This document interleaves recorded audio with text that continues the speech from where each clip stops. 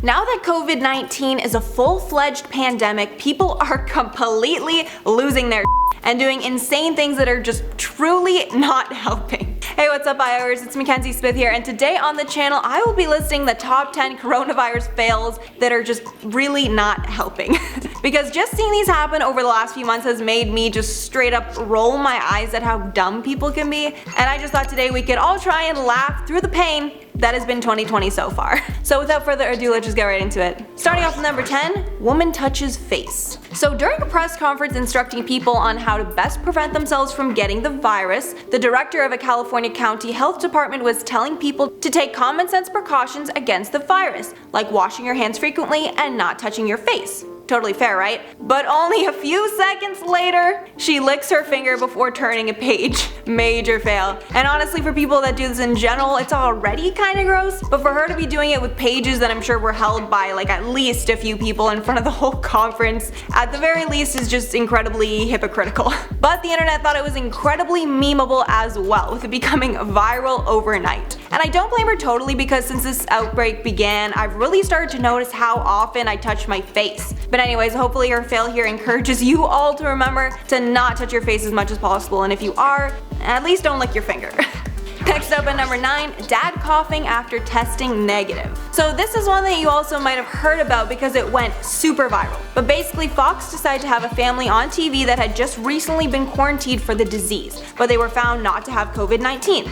But many speculated if there was some issues with the test or something, because the guy was coughing like crazy on the show, struggling to talk at some points. Then he decided to bring his daughter on TV with him, and like the whole time she's drinking from a water bottle, which was already a little suspect to me, but then at one point they low-key like fight over it when the dad grabs for the water to get a drink to stop his coughing, but then the daughter snatches it back almost immediately. The craziest thing is that the family was in China, and the man's father-in-law actually died from the virus, prompting the family to be flown back to California during the height of the outbreak, and then put in isolation because of the contact with the father-in-law.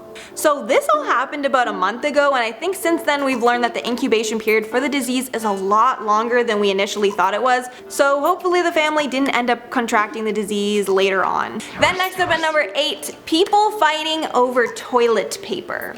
Okay, so this one genuinely makes no sense to me, like please someone break it down in the comments below. So during an outbreak like this, of course things like hand sanitizer and masks are gonna be flying off the shelves. But something I did not expect to be sold out almost everywhere is toilet paper. Like, is there actually something I'm missing? Because in my eyes, toilet paper isn't really a necessity. Like, it's possible to live your life without it, although of course it's not ideal. But if you really ran out and needed something, you could just use some sort of cloth and then wash it, or scrap paper, or a leaf, I don't know. So I don't see why people are legitimately fighting over it in grocery stores. And then people are buying like 10 packs of it to hoard it. But I think these people should probably be buying medicine instead, because of course I assume they're also buying non-perishable goods as well, at least I hope. And of course, because tons of people are just as confused as me, the one good thing that has come out of the toilet paper wars are memes. My favorite are the ones where people in the future are gonna have to be using toilet paper to like buy stuff. Those are amazing. Next up at number 7, blaming Corona beer. So as you can see from this pic, a lot of people are now second guessing buying Corona beer. Of course, because of the similarities in the name with the coronavirus. A survey released a few months back showed that in their survey of 737 American beer drinkers, the results showed that 38% of Americans wouldn't buy Corona under any circumstances now. Next, among those who said they usually drink Corona, only 4% said they would stop drinking it. But 14% said they wouldn't order Corona in a public venue. I guess they think it's like contagious, I don't know. Finally, 16% of beer drinking Americans were confused about whether Corona beer is related to the coronavirus. So as the data shows, the significance of this virus is doing a number on Corona beer's public rep, as it makes some sense that people could subconsciously confuse the beer with the disease and then not buy it. Well, after reports were showing that people weren't buying the beer because of the outbreak, the beer company clapped back and said that since the outbreak, sales are actually up by 5%. So not sure if some people in the survey were lying or if the people that actually like Corona beer decided to double it up to make up for it, but yeah, thankfully the company isn't actually taking a real hit from the pandemic. Next up at number 6, touching surfaces after coughing. So in this one, I kind of want to low-key shame people that think they're doing a great thing by covering their sneeze or cough with their hands or elbows, but then directly touching something with their hands or elbows. Although I think most people know this, sneezing into your hands is a terrible idea as you're just going to touch a bunch of surfaces after most likely, therefore spreading your sneeze or cough all over the place. So since most people know this, they're now sneezing and coughing into their elbows, which is generally something we are advised to do. But now people, instead of handshaking, are like bumping elbows and using their elbows to open doors and stuff, therefore kind of defeating the purpose of using your elbow to trap the spread of germs in the first place. So if you're coughing into your elbow or somewhere else, which is a good thing, make sure you're just disinfecting that area or your elbow before you touch other things with it, because then you're just spreading it around. Halfway through number 5, covering heads with bottles. So this is something that we've covered before on the channel, but it's so outrageous, I needed to cover it again. But first I want to make it clear that I'm not shaming these people, because if I honestly thought my life was in danger, I'd probably do the same thing too. But come on, you can't deny that seeing people out there wearing stuff like this is just pretty bizarre. And health officials are not advising people to wear plastic bottles on their heads in the place of masks, because there's a few things that are wrong with it. Firstly, if it's not cut correctly, it could get stuck on your head, and then it could also constrict airflow, and then even fog up from breathing heavily, obscuring your vision. But of course, if you're in an area with a serious outbreak and cannot stay home, I guess this is better than nothing. Comment below what are some things that people could maybe be using in the place of masks instead of bottles. Maybe we get to have some good ideas. In at number 4, covering pets' faces.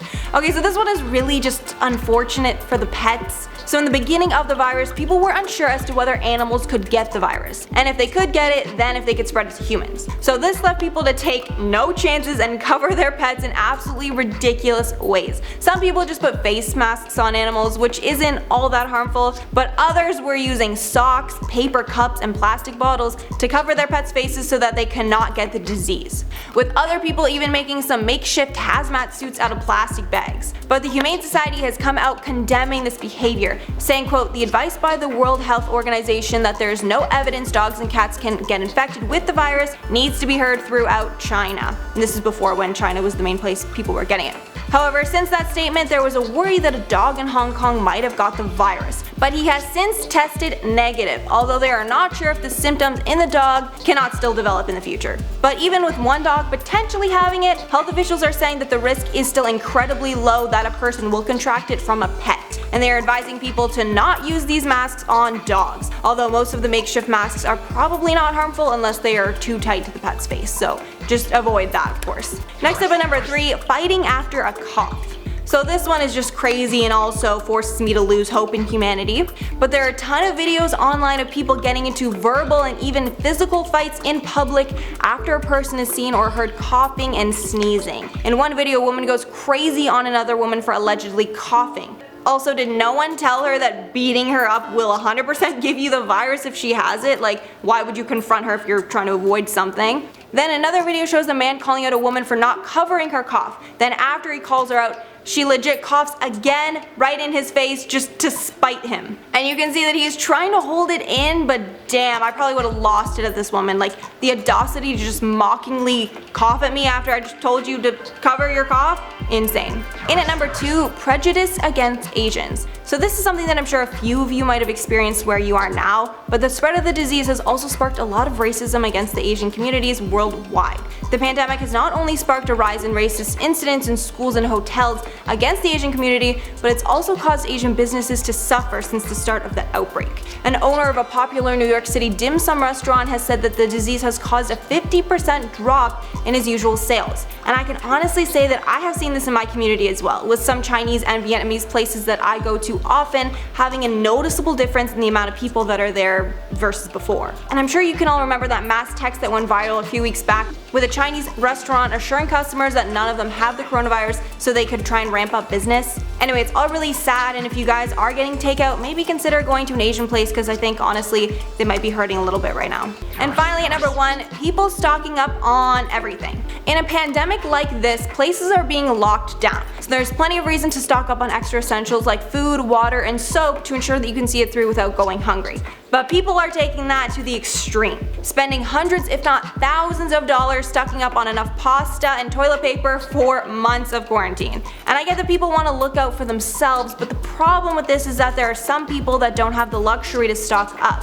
One is all the people living paycheck to paycheck. They just simply can't afford to buy extra stock like this. And then with all the people that are clearing shelves, when they do get the money to buy groceries, there's nothing left for them to buy.